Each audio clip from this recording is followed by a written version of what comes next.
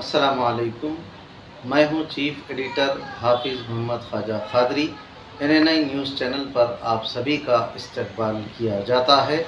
हम देखते हैं रोज़ाना की तरह नई नई ख़बरों को। मैं नाज़रीन से इल्तिमास है कि इस चैनल को आगे बढ़ाने में आपका ताआवुन रहा है। मैं तमाम नाज़रीन से पुरखुलूस गुजारिश करता हूं कि इस चैनल को सब्सक्राइब कीजिए, लाइक कीजिए, शेयर कीजिए, ताकि ये चैनल फ़रोग़ पाए और हर दिन की नई ख़बरों से हम वाबस्ता होते हैं। तमाम ख़बरों को हम आप तक पहुंचाने का ज़रिया बनते हैं। इसीलिए मैं तमाम नाज़रीन का शुक्र अदा करता हूं। और आज माह सियाम का एक मुकम्मल रोज़ा तकमील को पाया है। मैं उस पर भी तमाम उम्मत मुस्लिमा का और तमाम नाज़रीन का, NNI न्यूज़ चैनल पर तमाम जितने लोग ख़बरें देखते हैं उन सब का मैं शुक्र अदा करता हूं। आइए देखते हैं आगे की ताज़ा तरीन। जय जोहार, जय संविधान। मैं समस्त पत्रकार बंधुओं का इस प्रेस वार्ता में स्वागत करता हूं। साथियों, ये देश के मूल निवासी आदिवासी हैं और इस देश पर सबसे ज़्यादा अधिकार किसी का है तो आदिवासियों का है। भले इस देश में 12 करोड़ आदिवासी हैं, पर फिर भी जो अधिकार उनको मिलना चाहिए वो अधिकार नहीं मिल पा रहे हैं और एक एक कर कर भाजपा की सरकार उनके अधिकारों को छीनने का काम कर रही है। जितने भी हमारे संवैधानिक अधिकार हैं उनको कमजोर करा जा रहा है, उनकी जमीनें छीनी जा रही हैं, उन पर अत्याचार करे जा रहे हैं। सबसे पहले मैं पैसा कानून की बात करना चाहूंगा। पंचायती राज एक्सटेंशन टू शेड्यूल एरियाज, इसका उद्देश्य था कि जो शेड्यूल एरियाज हैं उसमें पंचायती राज को किस तरह से और मजबूत करा जाए, क्योंकि आदिवासियों की जरूरतें अलग हैं, उनके कानून अलग हैं। और ये 1996 में भूरिया कमेटी की अनुशंसा पर केंद्र सरकार जब कांग्रेस की थी तब इसको लागू करा गया था पूरे देश में। पर हकीकत यह है कि आज भी प्रभावी तरीके से इसको लागू नहीं करा गया है और आदिवासियों की लड़ाई का सबसे मजबूत हथियार है पैसा कानून। इसमें जो ग्राम सभाओं को अधिकार दिया गया है वो सर्वमान्य है और एक नारा चलता है कि ना लोकसभा ना विधानसभा, सबसे बड़ी ग्राम सभा। यानी पूरा जो स्वशासन होगा वो गांव के माध्यम से होगा, आदिवासियों के माध्यम से होगा। और अगर किसी भी तरह का काम आपको गांव में करना है तो आपको पहले वहां के आदिवासियों से अनुमति लेना पड़ेगी। पर हकीकत यह है कि आज उनसे सलाह तक नहीं ली जा रही है, जबकि उनकी अनुमति लेना चाहिए थी, सलाह तक नहीं ली जा रही है। और लगातार खनन और खनिज जबरदस्त तरीके से पूरे आदिवासी क्षेत्रों में हो रहा है और इस चक्कर में हमारी जमीनें भी छीनी जा रही है, हमारे लोगों को जेल में भी डाला जा रहा है। और यही कारण है कि सबसे ज्यादा जेलों में अगर कोई बंद है तो आदिवासी इस देश में बंद है, क्योंकि वो अपनी जमीन देना नहीं चाहता और पुलिस और प्रशासन अन्याय कर कर उनको जेल में बंद करने का काम करते हैं। इसी कड़ी में जो वन अधिकार अधिनियम है, जो वन अधिकार फॉरेस्ट राइट एक्ट है, ये हमें हमारे जंगलों पर अधिकार देता है और वन समितियों के माध्यम से अगर कोई भी आदिवासी कहीं भी पट्टा चाहता हो तो उसको देने का अधिकार वन समितियों को होता है। पर हकीकत में ना आज तक कोई पट्टे मिले हैं, ना वनों पर, और जो माइनर फॉरेस्ट प्रोड्यूस है उन पर भी किसी तरह का अधिकार आदिवासियों को नहीं मिला है। एक बहुत बड़ा प्रकरण मैं आप सबके सामने लाना चाहूंगा जो कि मध्य प्रदेश का है। उस मध्य प्रदेश में 40% वनों का निजीकरण करने जा रही है सरकार और मध्य प्रदेश का फॉरेस्ट एरिया बहुत बड़ा है और ये कहकर कर रहे हैं कि ये जो जंगल है ये खराब हो गए हैं तो इनके डेवलपमेंट के लिए हम निजी कंपनियों को वो जंगल दे देंगे ताकि वो उसका विकास कर सके। पर उसमें सबसे बड़ी बात जो छुपाई जा रही है, ये जो क्षेत्र है यहां पर आदिवासी बसता है, या तो उसके चरागाह है या उसकी खेती बाड़ी है, तो उनको वहां से हटाने की पूरी तैयारी मध्य प्रदेश सरकार ने कर ली है और इसका जबरदस्त विरोध जमीन पर हो रहा है। और पहले भी ये कोशिश कर रहे थे, 2021 में भी उन्होंने कोशिश करी थी कि ये 40% वनों को निजी कंपनियों को दे दे, पर उस समय भी विरोध हुआ था। अभी वापस कोशिश करी तो अभी वापस विरोध मध्य प्रदेश में शुरू हो गया है। दूसरा, वन अधिकार अधिनियम का उल्लंघन का मैं उदाहरण दूंगा, हसदेव जंगल। हसदेव जंगल हमारी सबसे बड़ा सम्मान की बात थी, क्योंकि बहुत बड़ा जंगल है और हकीकत यह है कि वहां पर अभी तक 1 लाख से ज्यादा पेड़ों को काट दिया गया है और आगे खनन के लिए वापस से 2.5 से 3 लाख पेड़ों को और काटा जाना है। और जिस तरह का संघर्ष आदिवासियों और प्रशासन के बीच में हुआ, आप मीडिया के साथियों के द्वारा इस चीज को उठाया गया था, कई चैनल के बारे में बताया गया था, पर और प्रभावी तरीके से हमको इसको उठाने की जरूरत है। इसके साथ में एनसीआरबी के डेटा की मैं बात करना चाहूंगा। एनसीआरबी का डेटा मतलब नेशनल क्राइम रिकॉर्ड ब्यूरो का डेटा। पूरे देश में सबसे ज्यादा अत्याचार अगर किसी राज्य में हो रहे हैं वो मध्य प्रदेश में हो रहे हैं। उसके बाद राजस्थान का नंबर आता है, उसके बाद उड़ीसा का नंबर आता है। यहां पर वर्तमान में सभी तीनों राज्यों में भाजपा की सरकार है और मध्य प्रदेश में दुख की बात यह है कि जहां 22% जनसंख्या आदिवासी है, तब भी उनका शोषण रुक नहीं रहा है, उन पर अत्याचार रुक नहीं रहे हैं। इसके मैं कुछ उदाहरण दूंगा। सबसे पहले सीधी कांड के बारे में मैं बात करना चाहूंगा। सीधी कांड में भाजपा के नेता ने आदिवासी पर पेशाब कर दी, उसके सम्मान को पूरा तार तार कर दिया, आदिवासी समाज के सम्मान को पूरा खत्म करने का काम करा।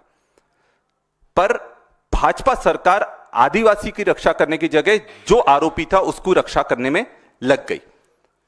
उसके साथ में नेमावर कांड, नेमावर में जो कि एक आदिवासी बहुल क्षेत्र है, मध्य प्रदेश में नेमावर में 5 लोगों को जिंदा गाड़ दिया जाता है, जिसमें से 3 बहनें थीं, एक छोटा भाई था और एक उनकी माता थी, और 5 को जिंदा गाड़ दिया जाता था। उनको मिल नहीं रहे थे, उनकी ना एफआईआर हो रही थी, और क्योंकि वो विधायक के लोग थे, जो बीजेपी का विधायक था, उन पर कार्रवाई करने में 2 से 3 महीने लग गए। जब हमने आंदोलन करे तब जाकर उन पर कार्रवाई करी गई। उसके बाद नीमच कांड की मैं बात बताना चाहूंगा। नीमच कांड में मध्य प्रदेश में एक आदिवासी को गाड़ी से बांधकर रगड़कर मार डाला गया। किसने मारा?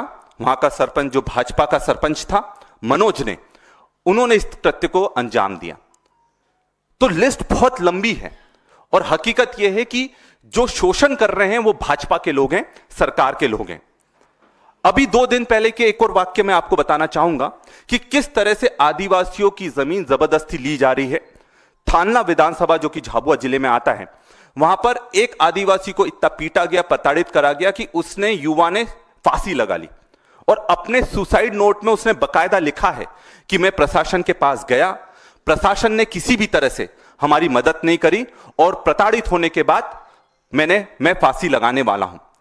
तो हकीकत यह है कि न्याय किसी को नहीं मिल रहा है और इसी तरह आदिवासियों की जमीन पूरे देश में छीनने का काम भाजपा के लोग कर रहे हैं। और आज की एक ब्रेकिंग न्यूज आपके पास भी आई होगी। राजधानी भोपाल में एक नाबालिग बच्ची के साथ, 14 साल की बच्ची थी, उसके साथ लोक रंग कार्यक्रम जो कि सरकारी उसका आयोजन करती है, उसमें बलात्कार करा गया। बलात्कार हुआ, उसके बाद उसकी एफआईआर नहीं हो रही थी क्योंकि राजधानी का मामला था और बच्ची प्रताड़ित होती रही, फिर भी भोपाल में उसकी एफआईआर नहीं लिखी गई। उस बच्ची को एफआईआर लिखवाने के लिए 600 किलोमीटर दूर महूगंज जाना पड़ा, जहां की वो थी। तो आप सोचिए, अगर न्याय के लिए हर आदिवासी को 600 किलोमीटर जाना पड़ेगा तो उनको न्याय कहां तक मिलेगा। इसके अलावा हमारी जो विचारधारा है वो आदिवासी को सम्मान दिलाने की विचारधारा है। जो राहुल गांधी जी अक्सर कहते रहते हैं कि हमारी जो लड़ाई है वनवासी बनाम आदिवासी की लड़ाई है। कांग्रेस, राहुल गांधी जी, सब लोग पूरी ताकत से बोलते हैं, आदिवासी समाज बोलता है कि हमें आदिवासी बोलो, हम वनवासी नहीं हैं। पर भाजपा और आरएसएस हमें वनवासी बोलती है। क्यों बोलती है? क्योंकि वो ये चाहते हैं कि हम वनों तक सीमित रहें, धीरे धीरे वन खत्म कर दें, उसके बाद हमारा अस्तित्व खत्म हो जाए। हकीकत यह है कि हम मूल निवासी हैं, इस देश के मूल निवासी हैं। ये जल जंगल जमीन हमारी है, ये देश हमारा है, और वो ये हकीकत को स्वीकार भाजपा के लोग नहीं कर पा रहे हैं। आज आदिवासी समाज के डॉक्टर भी बन रहे हैं, इंजीनियर भी बन रहे हैं, नेता भी बन रहे हैं। मैं खुद एक डॉक्टर, एक सर्जन हूं। तो हम अपनी पहचान कोई वनवासी के दम पर हम अपनी पहचान नहीं रखते। हम पढ़ लिख कर आगे बढ़ रहे हैं और अपने लोगों के अधिकार के लिए लड़ने के लिए हम सशक्त भी बन रहे हैं। पर हमें वनवासी कहकर हमें अपमानित करने का काम भाजपा और आरएसएस बंद करें। हमारे देश में जो आदिवासी अस्मिता है, इसकी हम बहुत बड़ी लड़ाई लड़ रहे हैं। मतलब हमें सम्मान की लड़ाई है कि हमें सम्मान कैसे मिले, हमारे जो कल्चर है उसको कैसे स्वीकारे बीजेपी, और इस देश में किस तरह से हम अपने कल्चर को, हमारी संस्कृति को, हमारे संस्कार को पूरी तरह से हम बचाए रखें, जिंदा रखें। अभी की एक मैं वाक्य बताता हूं, क्योंकि आज 3 तारीख है। आज एक टांटिया मामा की मूर्ति लगने वाली थी राघोगढ़ में, जो कि मध्य प्रदेश में आता है। बीजेपी के नेता हर महापुरुष की मूर्ति लगा रहे हैं, पूरे अलग अलग जगह लगा रहे हैं, पर मध्य प्रदेश में टांटिया मामा की मूर्ति लगने के लिए क्यों रोका गया? उस पर पुलिस ने, प्रशासन ने क्यों प्रहार करा? तो क्या यह हमारे महापुरुषों का अपमान नहीं है? विश्व आदिवासी दिवस 9 अगस्त हमारा त्योहार की तरह हम मनाते हैं, क्योंकि वर्ल्ड इंडिजिनस डे है। मतलब देश के, विदेश के, पूरे विश्व के जितने भी मूल निवासी हैं इस त्योहार को बढ़ चढ़कर निभाते हैं। पर हकीकत क्या है? बीजेपी इस त्योहार को मनाने से मना करती है। क्या वो हमें मूल निवासी नहीं मानते हैं? क्या वो हमारे अधिकारों को स्वीकार नहीं करते हैं? मध्य प्रदेश और ऐसे बहुत सारे राज्य हैं जहां पर विश्व आदिवासी दिवस की पहले छुट्टी मिलती थी 9 अगस्त की। भाजपा की सरकार आने के बाद 9 अगस्त की छुट्टी को समाप्त कर दिया गया। ऐसा क्यों करा गया? क्या पीड़ा थी उनको? क्या हमारी संस्कृति को अगर हम मनाते और हमें अगर मूल निवासी बोला जाता है तो वो हमें मानने से मना क्यों करते हैं? और एक और बहुत बड़ी विडंबना है कि बहुत सारी भाषाओं को राष्ट्रीय स्तर पर संवैधानिक रूप से मान्यता मिली है। जो हमारी 8वीं अनुसूची है उसमें 22 भाषाएं ऐसी हैं जिसको राष्ट्रीय स्तर पर मान्यता मिली है। हमारी आदिवासी भाषाओं को क्यों मान्यता नहीं मिलती? हमने काफी लंबे समय से यह संघर्ष करा जा रहा है कि गोंडी भाषा को आप 8वीं अनुसूची में शामिल कीजिए, उसको भी जो राष्ट्रीय भाषाएं, जो 22 भाषाएं उसमें सम्मिलित कीजिए, ताकि हमारे जो बच्चे हैं वो पढ़ लिख कर जब गांव से बाहर निकलें तो उस भाषा के माध्यम से वो पढ़ना लिख कर सीख कर अपने संस्कृति को भी बचा कर रखें और आगे हिंदी भी सीखें, इंग्लिश भी सीखें, दूसरी भाषा भी सीखें, आगे बढ़े। पर हमारी गोंडी भाषा को 8वीं अनुसूची में आधिकारिक राष्ट्रीय भाषाओं में शामिल करना चाहिए। अंत में मैं अपनी जो मांगे हैं, मुख्य मांगे मैं आप सबके सामने रखना चाहूंगा कि सबसे पहले हमारे जो अधिकार हैं उसको सुनिश्चित करा जाए। जन जंगल जमीन पर जो हमारा अधिकार है उसके लिए जो लड़ाई लड़ रहे हैं उसको सरकार स्वीकार करे, और लगातार जो जंगलों की कटाई हो रही है, हमारे जमीनों से हमें बेदखल करा जा रहा है। जब कोई बांध बनेगा तो विस्थापित कौन होगा? आदिवासी होगा। जब कोई जंगल कटेगा तो विस्थापित कौन होगा? आदिवासी होगा। जब कोई खनिज संपदा मिलेगी, विस्थापित कौन होगा? आदिवासी होगा। उसके बदले में हमें मिला क्या? सिर्फ तिरस्कार। ना जमीन मिली, ना सम्मान मिला। और एक हकीकत आप सबसे मैं साझा करना चाहूंगा, जिस आदिवासी के पास जमीन नहीं रहती है उसका अस्तित्व खत्म हो जाता है। तो हमारा यह कहना है कि हमारा अस्तित्व की लड़ाई है। अगर हमारी जमीन है तो उसका अधिकार हमको मिलना चाहिए। हमारी भाषा को, गोंडी भाषा को 8वीं अनुसूची में शामिल किया जाना चाहिए और 9 अगस्त को सार्वजनिक अवकाश मिलना चाहिए। यही मैं आपके सामने अपनी बात रखना चाहता था। आप सबका बहुत बहुत धन्यवाद। जय जौहर, जय संविधान। कोई सवाल करना चाहते हैं तो आप कर सकते हैं। एक बहुत बड़ी खदान निकली है अडानी जी की, और उस खदान के लिए धीरे धीरे पूरे जंगल काटे जा रहे हैं। कुल मिलाकर 1 लाख पेड़ अभी तक काटे जा चुके हैं। अभी 3 लाख पेड़ और काटे जाने हैं। मतलब अभी रुका नहीं है ये, अभी 3 लाख पेड़ और काटे जाने हैं, और वहां पर आदिवासियों को जेल में भरने का काम करा जा रहा है। यह दुर्भाग्य है कि भाजपा सिर्फ आदिवासियों को, उन्हीं आदिवासियों को आगे बढ़ाती है जो आदिवासी उनकी जो लाइन दी है उस पर चलें। छत्तीसगढ़ में एक आदिवासी मुख्यमंत्री जरूर बना दिया गया, पर सिर्फ इस कटाई को अनुशंसा करने के लिए, इसको आगे बढ़ाने के लिए, बाकी अधिकार के नाम पर उनको आज तक कुछ भी नहीं मिला है। देखिए, मध्य प्रदेश का आंकड़ा मैं साझा करना पड़ूंगा, 60% है। मध्य प्रदेश के जेलों में जो 60% लोग बंद हैं वो आदिवासी हैं, और ये बकायदा डेटा है। तो हकीकत यह है कि क्योंकि क्या होता है कि जब भी कोई जेल में किसी को डाला जाता है, हमारे आदिवासी बहुत भोले होते हैं, उनके पास इतना पैसा भी नहीं होता है कि वो केस लंबे लंबे चल सके। हकीकत यह है कि लोग जेल में बंद रहते हैं, घर में बच्चों को पालन पोषण कौन कर रहा होता है? उनके दादा दादी कर रहे होते हैं। पलायन पर कौन जाता है? माता पिता जाते हैं, बच्चों का पालन पोषण कौन? दादा दादी कर रहे होते हैं। तो कई कई सालों तक तो लोग वापस भी नहीं आते हैं, तो किसी को पता ही नहीं लगता किन किन जेलों में बंद है। और इसमें मैं चाहूंगा कि हम लोग ये मुहिम चालू करेंगे कि एक आयोग बनना चाहिए। जितने भी लोग जेल में बंद हैं, अगर कोई आदिवासी परिवार से हो तो उसके लिए सरकार को आगे आना चाहिए, उनके लड़ाई लड़ने के लिए, उनके केस लड़ने के लिए। आदिवासी कांग्रेस के राष्ट्रीय अध्यक्ष होने के नाते मैं ये वादा करता हूं कि जहां जहां भी हमें इस तरह के केस का पता लगेगा, हम लोग उनकी कानूनी लड़ाई लड़ने के लिए पूरी ताकत से खड़े रहेंगे। भूरे जी, सर अभी आपने जिक्र किया मध्य प्रदेश घटना का, मऊगंज में नाबालिग साथ दरंदगी हुई। अगर इधर भी देखें तो महाराष्ट्र में भी ऐसी घटनाओं में काफ़ी वृद्धि हुई है। पुणे बलात्कार के बाद अभी केंद्रीय मंत्री रक्षा खड़से की बेटी के साथ जो है छेड़छाड़ हुई, वो अभी तब जब उनके साथ पुलिसकर्मी था।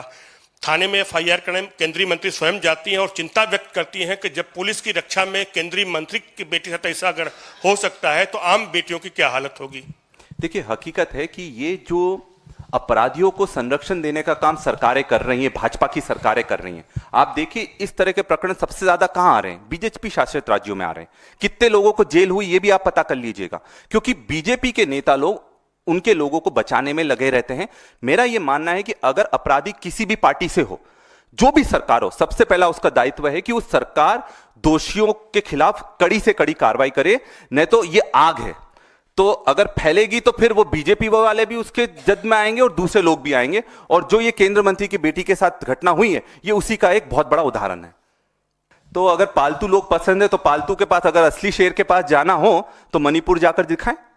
जो आग उन्होंने लगाई है मणिपुर में और दिल्ली हाथ सेकता रहा उस आदिवासियों के नरसंहार पर, तो ये शर्म आना चाहिए। मणिपुर हमारा अंग है। अगर हम प्रधानमंत्री जी, गृह मंत्री जी अगर इस तरह से नजर घुमाते रहेंगे तो हमारे लोग किसके पास इंसाफ मांगने जाएंगे? आदिवासियों पर मणिपुर में नरसंहार होता है, राष्ट्रपति जी ने क्यों एक भी वक्तव्य नहीं दिया? देना चाहिए था राष्ट्रपति जी को। वो अगर आदिवासी हैं तो सबसे पहला दायित्व आदिवासियों की रक्षा करने का किसका होता है? गवर्नर का और राष्ट्रपति का होता है। और ना ही गवर्नर ने कोई स्टैंड लिया, ना ही राष्ट्रपति जी ने कोई स्टैंड लिया, और इस चीज को लेकर पूरा आदिवासी समाज राष्ट्रपति जी से भी नाराज है और प्रधानमंत्री जी से भी नाराज है।